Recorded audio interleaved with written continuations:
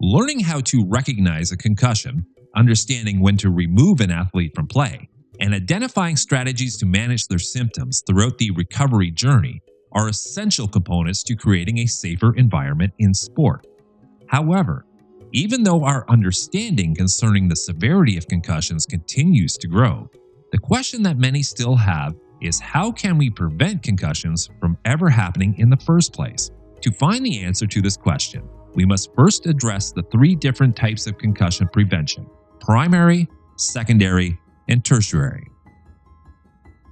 To put it simply, when we talk about primary prevention, we're often referring to the different ways we can aim to prevent a concussion before they occur. So we want to understand how concussions happen, who they happen to, and then how can we prevent those incidents from happening. The approach to creating an environment in sport that is conducive to preventing a concussion is not a simple task. In order to create sustainable preventative measures, we need to start by addressing the most important question related to primary prevention. Who is responsible for making these decisions? I think ultimately the responsibility falls on the governing bodies of sport to do more about concussion. Ultimately, it comes down to who is making the decisions and who is influencing the culture the most, and every time it's going to be them. Where this responsibility can become problematic is when you begin to factor in the various stakeholders associated with influencing the final decision-making process. For a long time, sport organizations have been able to mark their own homework. They're the ones who are in charge of deciding what's safe and what's not. They're the ones who say, well, this is the risk that we're allowing within our sport. It's kind of weird if you think about it, especially at the professional level. If I'm in a job, I need to be informed of the risks of that job. And if I'm going to get harmed in that, I want to know that the organization is going to help me out. But then there's also stakeholders and shareholders and fans, spectators, all this money involved in this.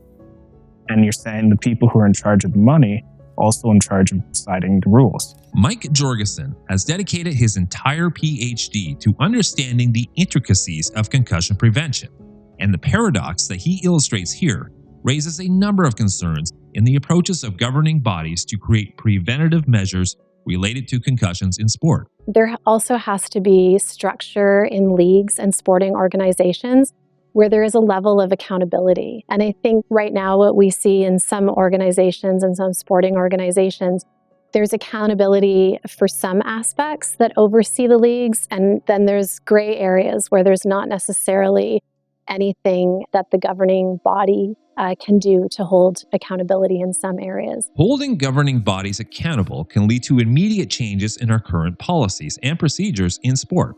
And from Laura's experience working in the concussion landscape for over a decade, she believes this begins with having an open dialogue with the administration in charge of making these decisions. Where I feel like we really need to challenge our leagues and our organization is how we shift culture, how we talk to our players about what's acceptable and what's not, and how we really have to lean into those hard conversations. Because if we're not willing to have those hard conversations, we're never going to be able to impact change. Challenging the decision makers accountable for making these changes through open conversation is a great start for initiating much needed dialogue surrounding concussion prevention in sport. But taking it a step further requires us to have a deeper understanding of how the hierarchy of decision-making already influences sport culture. Who creates those systems? So if you look at the very highest level, it's sport organizations or sport governing bodies create these systems. And then underneath that, there's individual sport organizations, and then there's coaches, parents, and unfortunately for athletes, they are at the bottom. Ryan Sutton recently completed his master's thesis with the intention of gaining a deeper understanding on the sport-related concussion experience. And one of the glaring problems he noticed from his research is how much influence the current system in place has on an athlete's identity and well-being. And you see it all over the world where it's like the decisions of the top groups influence the people who are directly on the other end of that decision. So with concussions or with sport, The hegemonic masculine value system was created by the people who govern sport. And it was a way to create a never-ending cycle of athletes who are going to want to aspire to get to the highest level of performance. The one thing that there sometimes can be a disconnect with is the actual health of the athletes. When there's such an emphasis on the output of what they can actually create, the health of an athlete can be put to the wayside. Where this top-down approach gets even more controversial, how decisions from the top group has the ability to influence the characteristics and values athletes embody at a young age. So there's a concept related to stigma, which talk about how stigma is created by the dominant perspective. And those dominant perspectives are typically formed at the highest levels, the top-down approach. And the way that coaches, parents, sport administrators actually talk about being an athlete and what is involved with being an athlete directly influences the way that these athletes embody those traits and values. The current value system that is in place has influenced the perspective athletes have on sustaining injuries. And Mike Jorgensen highlights a recent study that provides evidence of this theory with rugby players. There's some research on rugby players in particular where their main concern wasn't that they were injured, it was that their injury prevented them from competing.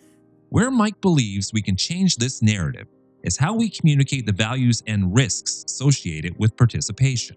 What are we promoting? Why are we playing the sport? What is the motive there? And can we shift that? And so it's not just a culture of awareness, it's a culture of understanding risk, where we find acceptable levels of risk, and why we even engage in that risk in the first place. The culture surrounding sport is in need of shifting its overall structure, and given our understanding of the current decision-making hierarchy, we must broaden our ideas surrounding the scope of responsibility for creating preventative measures and have them built into every aspect that influences sport behaviors. The bigger picture, the bigger system, it's not just the athletes, it's everything sort of working together. Because any one situation, any one approach probably isn't enough. And we see that in the research. Education, just being knowledgeable on concussions doesn't change behaviors. But when you combine that with policy, when you combine that with support networks, when you combine that with positive media messaging around that, like all this stuff sort of works together to build that rather than one single thing. On the positive side, Canada has seen major strides in its concussion policy over the years. Stephanie Cowell, the Director of Knowledge Translation at Parachute, the leading injury prevention organization in the country, has played a key role in creating pivotal concussion prevention materials on a national scale. Some of the accomplishments, first of all, establishing the first ever Canadian guideline on concussion in sports, creating a simple go-to evidence-based source of information that various organizations can use. Being involved with and seeing the evolution of the Concussion Harmonization Project and concussion protocols and policies and education in this country is by far one of the proudest things I've ever been part of in my career. These changes have created a strong framework for a more collaborative effort in the overall concussion knowledge and awareness supported by our country.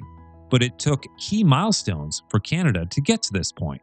There were some really important things that fed into this moment in our country. In 2015, we saw concussion appear as part of the federal health and sport minister mandates. That was important because it became a higher priority with governments. It came with some resources to do the work and a commitment by a lot of different partners to be able to do the work at the national level.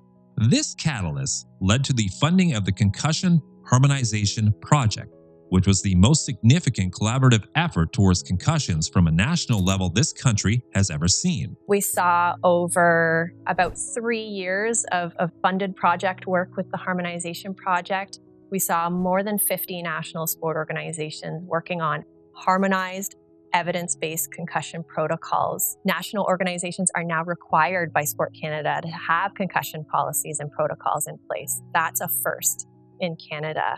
However, even with all of this amazing growth in concussion education, there were still key areas that were not being addressed. There's 2 key components to that comprehensive approach to concussion that haven't been so prominent.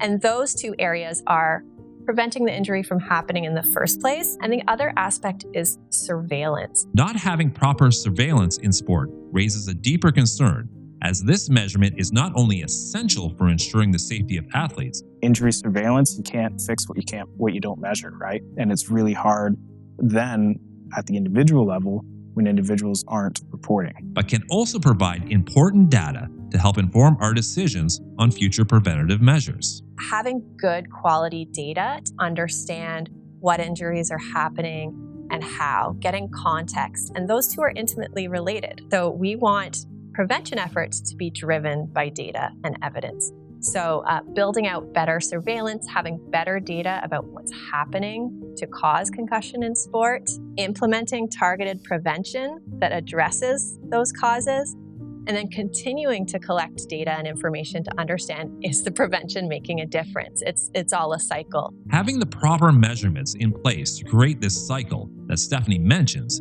is imperative and can lead to further discoveries on preventative approaches that we can implement to create a safer sport environment. Throughout all of this, it is evident that there are various gaps in primary prevention, and this all leads back to where the accountability lies from a top-down approach. So now that we have a collective understanding, the next step is for action.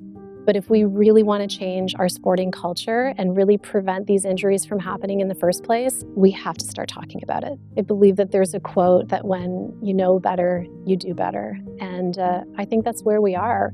We know better. We know that we can put things in place in all of our sporting culture where we can prevent this injury from ever happening. And I would like to call out all of those sports organizations and say, you know better. It's time to do better.